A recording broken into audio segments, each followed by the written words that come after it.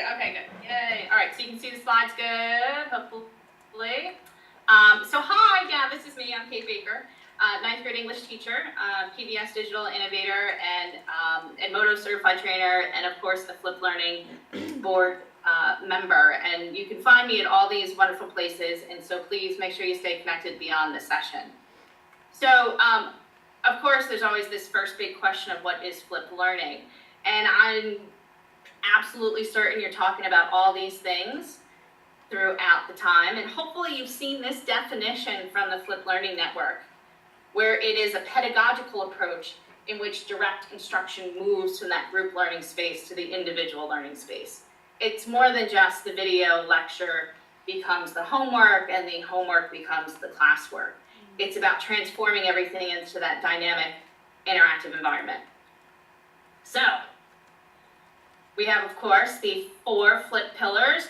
If I could see the room, I'd ask for a quick, hands up. Have you all seen this before? Just give me a shout out of yes or a no. No. Right now. Have you seen the 4 flip pillars before? Ready? Yeah, Go. almost all no. Oh, all right. Good. I'm glad I'm going through this then.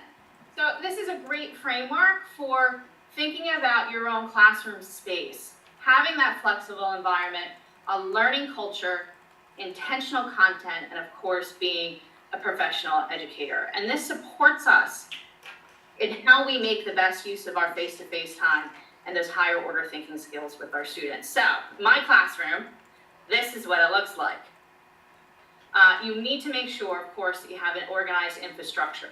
You've got to have a system. If you don't have a system, anything I show you here is going to fall apart if you're trying to implement this stuff long term.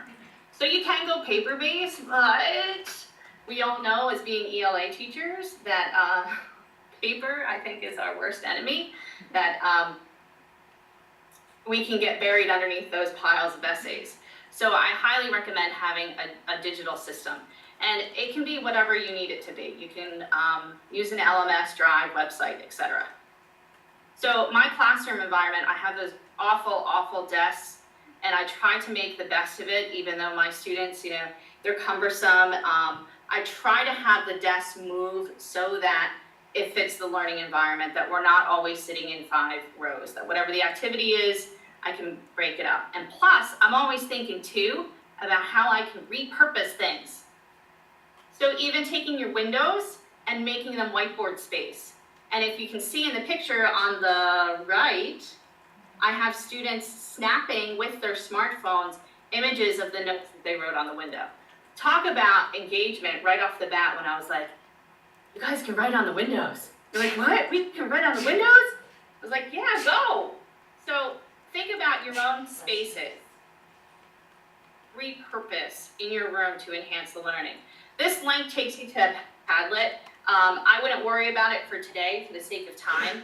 All of these resources that I'm sharing with you today, you can access after the event is all over.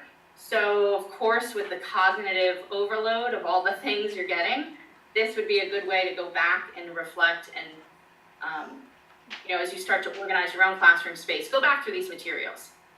Does that sound good? Yes. Give me a yes or a no. Yes. Oh, good. So let's talk instructional design.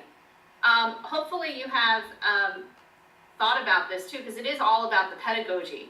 You can do that synchronous whole class, everybody's doing the same thing at the same time. Maybe they're organized in small groups or pairs.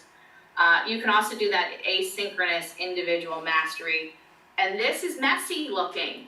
If an administrator walks into your room and they see students on different things at different times and you're not at the front of the room, if your administrators are not on board with this style of learning, you may want to have a discussion with them about what you're planning to do so that when they do come in to take a look at what's going on in your classroom, or even if you invite them in and say, hey, come look and see, they'll understand what the instructional design is. Has everybody heard of Flip 101? Where you deliver the instruction via video? Give me a yes or a no. Yes. Oh, good. Have you heard of Explore, Flip, Apply? Give me a yes or a no. No. Oh, all right. This is one of my favorite instructional designs. It is where you curate a bunch of resources for the students they explore the resources, and then you look for the holes in their learning. Where are they missing key pieces of information? And that is where you insert the video. That's where the flip happens.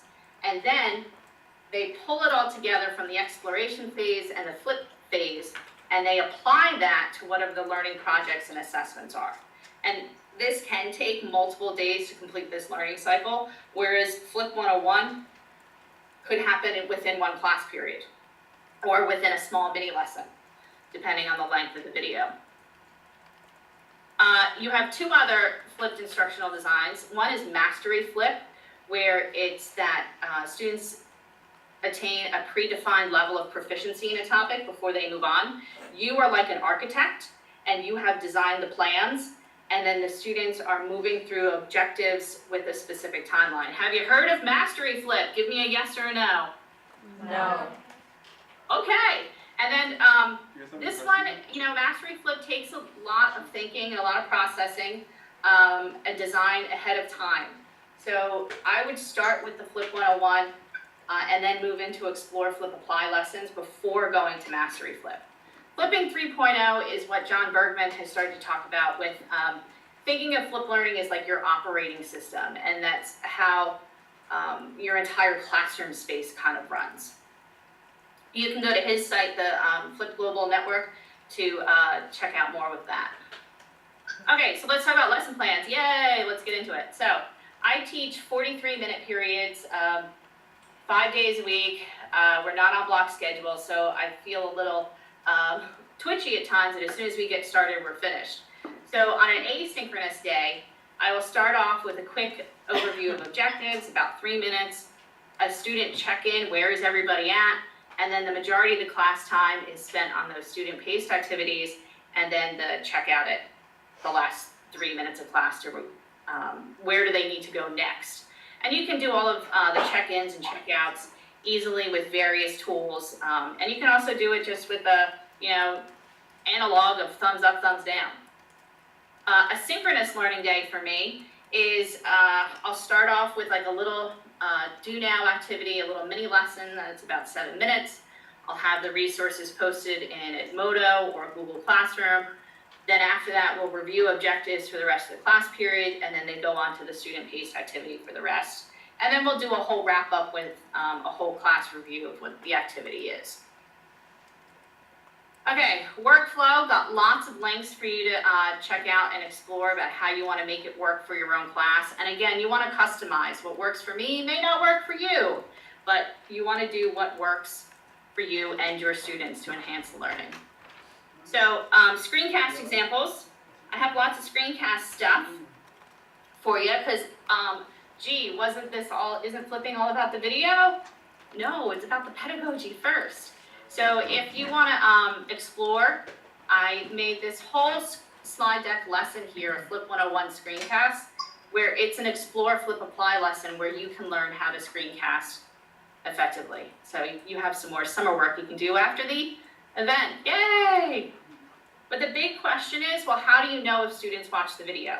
And this is where blended learning comes in. You have to create tasks so that the students will show what they watched. And this can be a blend of paper and digital.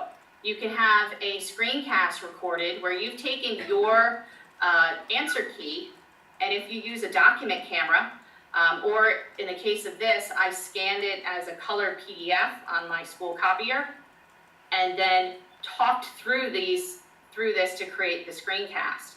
And then the students would watch and then annotate their paper copy of the text and write their notes. So how do I know that they watched the video?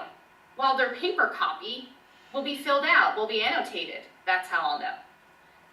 You want to try to avoid it being like fill in the blank worksheet kind of stuff though, because how do you know that they're really watching in that case when they can just, copy from their friend during study hall or lunch? So you really want to be mindful of what kind of activities you're doing, that it's not just, tasks that can be circumvented through cheating. And then one of my other favorite tools is Edpuzzle for video lessons, because it will insert checkpoints throughout the video where you can check their understanding. I actually flipped my back to school night I create a video with my class expectations.